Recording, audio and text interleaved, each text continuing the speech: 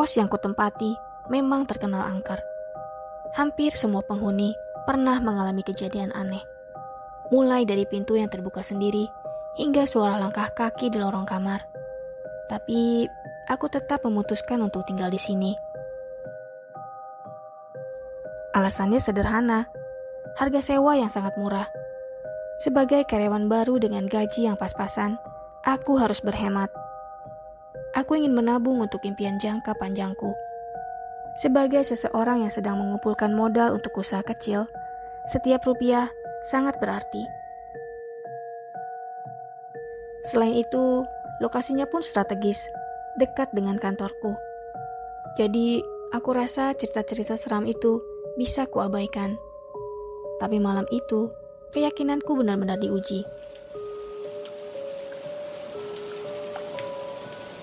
Hari itu hari Kamis malam Jumat. Aku pulang cukup larut karena harus lembur di kantor. Jam menunjukkan pukul 11.30 saat aku memasuki pintu pagar kos. Hujan gerimis semakin menambah kesunyian malam itu.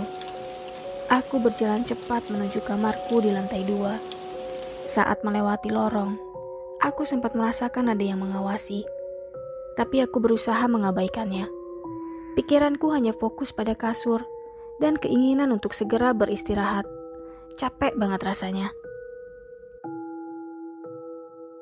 Begitu sampai di kamar, aku langsung merebahkan diri di kasur tanpa mengganti baju.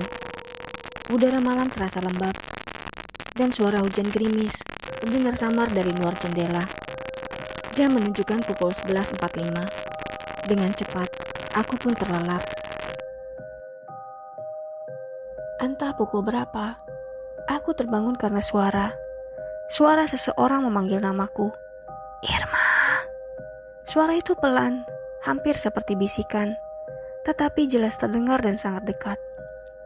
Aku mengira itu Novi, teman sekosku yang sering mengetuk pintu kalau butuh sesuatu.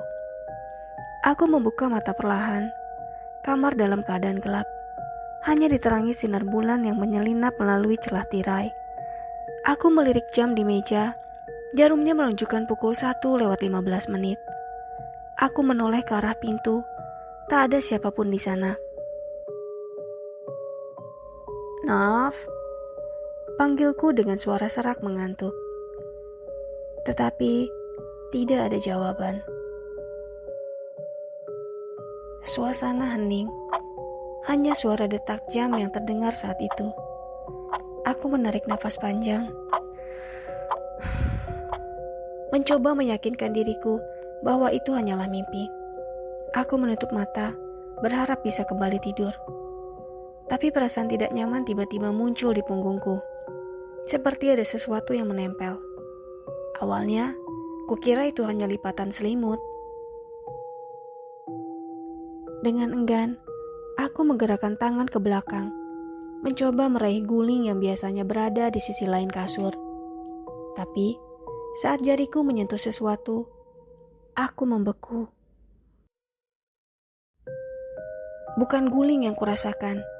Benda itu hangat, padat, dan bernafas. Jantungku berdetak kencang. Dalam kegelapan, aku meraba lebih lanjut, berharap ini hanya imajinasiku. Tapi semakin lama, semakin jelas bentuknya seperti tangan yang terlipat di punggungku. Aku tersentak, tetapi tubuhku seperti lumpuh. Dalam kepanikan, aku mendengar suara itu lagi.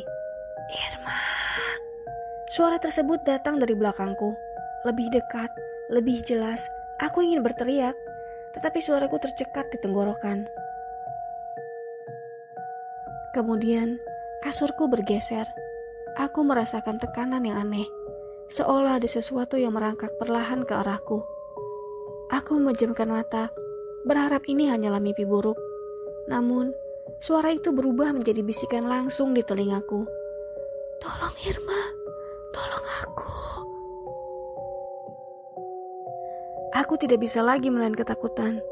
Dengan kekuatan yang tersisa, aku melompat dari kasur dan berlari ke arah pintu tanpa menoleh. Aku membanting pintu kamar dan setengah berlari menuju ruang tamu. Di depan kos, beberapa pemuda masih nongkrong sambil merokok. Jam dinding di ruang tamu Menunjukkan pukul 2 pagi. Nafasku terengah-engah saat aku menghampiri mereka. "Mbak Irma kenapa?" tanya salah satu dari mereka. Dani sambil berdiri. Wajahnya terlihat khawatir. Di kamar ada pocong," kataku terbata-bata. Aku tidak sanggup menjelaskan lebih jauh. Malam itu, aku memutuskan untuk tidur di kamar Novi. Dia menyebutku dengan bingung, tapi tidak banyak bertanya. Mungkin dia paham, karena dia sendiri pernah mengalami hal-hal ganjil di tempat ini. Keesokan paginya, sekitar pukul 7, aku kembali ke kamarku dengan langkah berat. Dani dan beberapa temannya menemani, berjaga-jaga kalau ada sesuatu. Saat pintu dibuka, udara dingin langsung menyergap. Kamarku terlihat normal, tetapi kasur berantakan seperti habis dipakai oleh 2 orang. Dan di atas bantalku, ada bekas basah yang aneh, seperti bekas air mata. Aku merinding, tidak ada penjelasan logis untuk semua itu. Sejak malam itu, aku mulai rajin berdoa sebelum tidur, berharap apapun yang menghuni kos ini tidak menggangguku lagi. Namun, hingga sekarang, suara itu kadang masih terdengar di malam hari, memanggil namaku dari kegelapan.